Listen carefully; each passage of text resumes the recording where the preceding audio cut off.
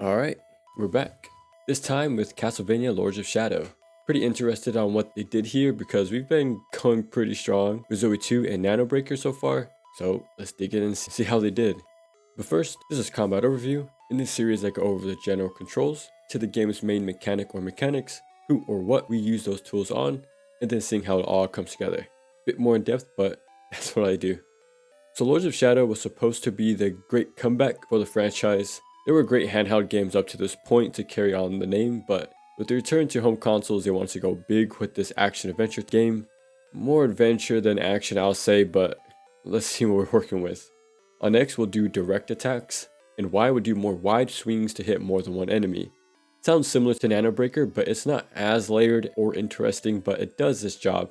When starting out, you have no combos at all, really. No basic routes to mess with, just the 2 mash combos on either button. You can buy some hold combos, and there's a combo to go from direct to wide attacks. Something so basic it should have been there from the start, but yeah. There is a prop shredder though, which is cool. We do have a launcher, can toss up an enemy or enemies by jumping right after pressing either X or Y. Again, X to launch a single enemy and Y will launch multiple. But there's no alternative option where you stay on the ground while launching, which means no cool follow-ups with that prop shredder.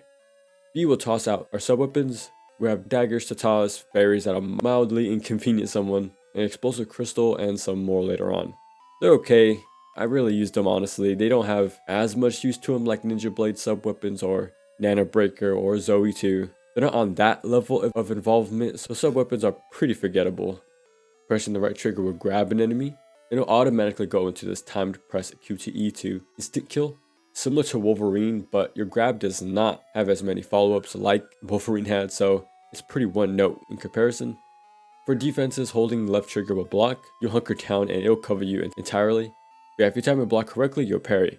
In front, behind you, and even 2 enemies at once.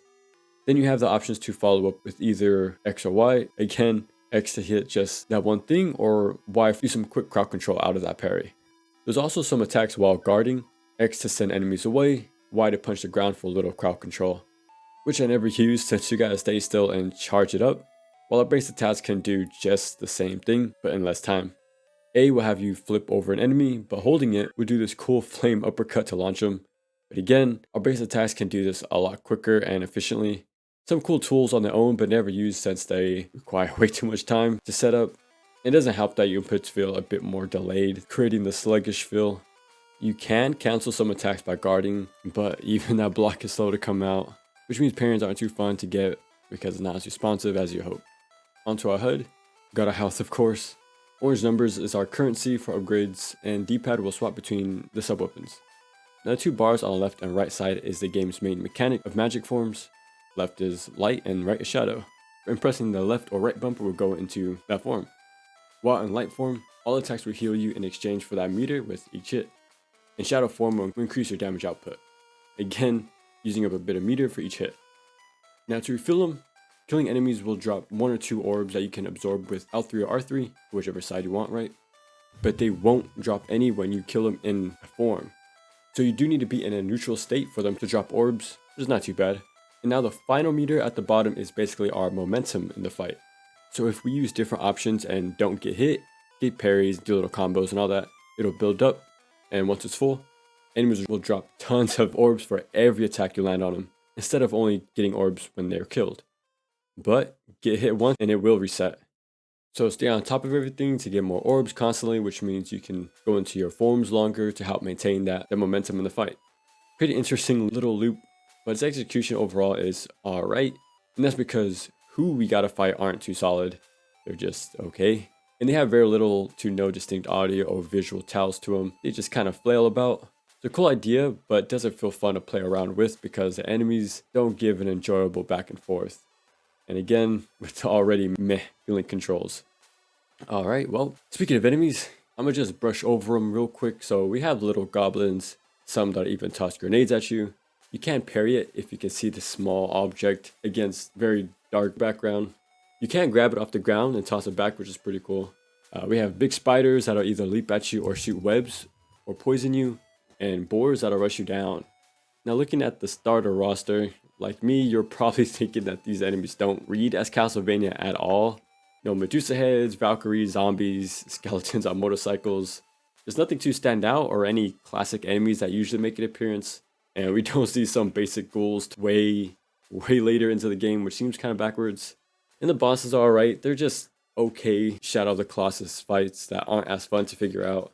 There's some decent one-on-one fights, but that's about it. And yeah, that's Castlevania Lords of Shadow. On paper, it has some cool enough combat loop, and it has some fun options that we like to see. The parries, a prop shredder, right? Not too bad. But yeah, everything else around the game is not so hot. Starting with its okay controls, to it being full of fluff, I guess I'll say. We have way too much automated platforming, and coming from a series where your timing and positioning was very important and crucial for your decision making. We also have unnecessary puzzles and few too many scavenger hunts along the way, which all just bogs down your playtime for the next 20 hours. Now, I don't mind little longer games, but for an action game, it should focus on the action.